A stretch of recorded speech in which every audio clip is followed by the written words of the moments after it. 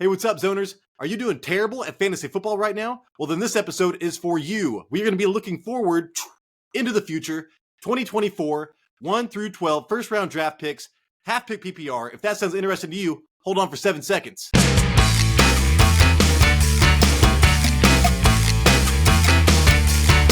can do it! What's up, Zoners? This is Tyler, Big Turd Ward, and Banjo, the Doll, coming at you live from my garage. And this is the Fantasy Red Zone. Today's episode. So like I said in the intro, we're going to be looking ahead in the future, 2024, first round draft picks, 1 through 12, half point PPR. I have my notes written out or typed out. I'll be sharing that with you right now. Number 1 overall draft pick, CMC, Christian McCaffrey, averaging 21.7 fantasy points per game. Dude, that is crazy. That is like a Kelsey-like advantage from last year. Usually running backs are all lumped together like 1 or 2 points apart. This guy is like, 5 points ahead plus in fantasy points per game as far as running backs go. He is giving you a huge advantage right now. He's going to be on the list of, players that helped win championships this season. Trent Williams, the linchpin in that offense, is signed through 2026. That is great. He's going to be 28 years old, and we are learning the importance of having a good running back this season. There does not seem to be a ton of them. Christian McCaffrey stands out above the rest. Number 1 overall draft pick next season. Number 2, another dominant force as far as fantasy points per game average. Tyreek Hill, dude, 22.4 fantasy points per game. That's more than fucking Christian McCaffrey right there, dude. The next 2 wide receivers are at 19 points per game. So you're looking at about a 3-point advantage. You do have more of an advantage with CMC. That's why I'm putting him higher. Dude, leading the league in reception yards and reception touchdowns. Nothing is going to change, man. Same coach. Tua is going to be there. I think Waddle's going to be there, even though he's kind of throwing a bitch fit right now. Tyreek Hill, you can't beat him. You can't cover him. Number 2 overall next season. Next up, the number 1 overall pick from this season, Justin Jefferson on my Vikings. Hey, the only thing that would change is if Kirk Cousins left. Kirk Cousins said he wants to retire a Viking, and Kevin O'Connell says that he wants Cousins back in 24. So yeah, dude, nothing's going to change here. Justin Jefferson is going to go back to dominating the league in targets, but probably not explosive plays like, Tyreek Hill.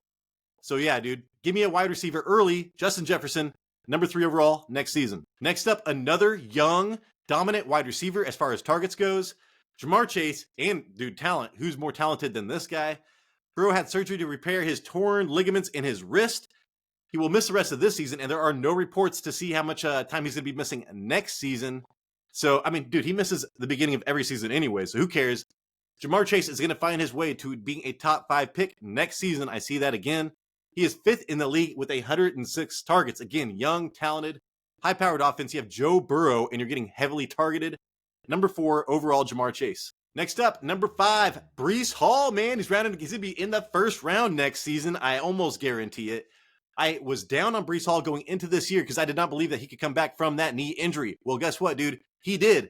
He's just on a fucking terrible offense. That will change next year. Aaron Rodgers will be back, and I'm sure they're going to be trading or doing something for that offensive line. Let's see. He's going to be 23, dude. 23 years old. That is insane. A-Rod back. Explosive. And he's getting, as soon as he, they said they're going to unleash Breece Hall, he's gotten like so much of the rushing share percentage. He will be a top 5 draft pick next season. Next up, another workhorse running back. These are rare right now, people. We are appreciating running backs this year. Everybody's like, you don't need a fucking running back. Well, guess what, dude? This year, we need these fools. Jonathan Taylor, 25 years old, on a contract next season. So contract year, still young. And he is in a Shane Steichen offense. I love Shane Steichen. Dude, this offensive line is still good. Anthony Richardson will be back. This will be a high-scoring, awesome offense, man. Shane Steichen, AR-15 in his second year.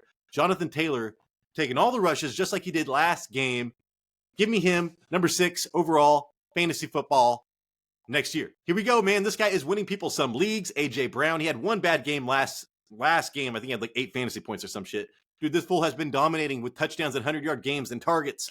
27 years old next season.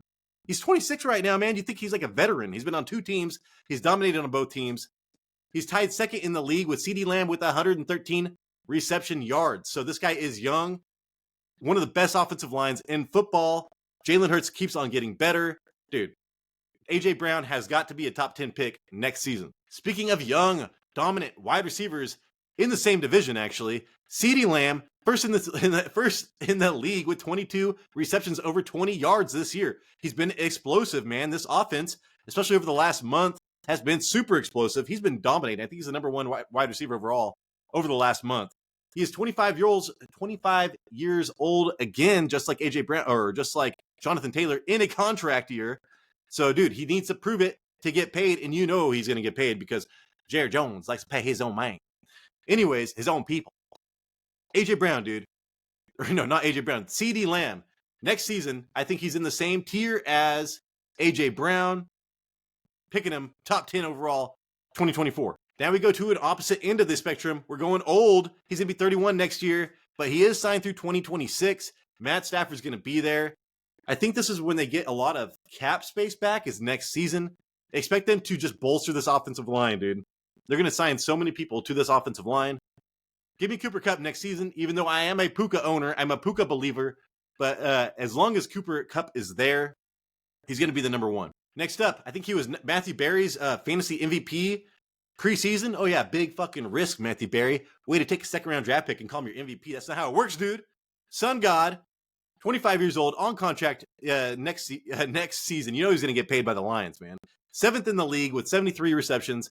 He did have a dominant stretch probably for like a month. He's been kind of inconsistent as of late.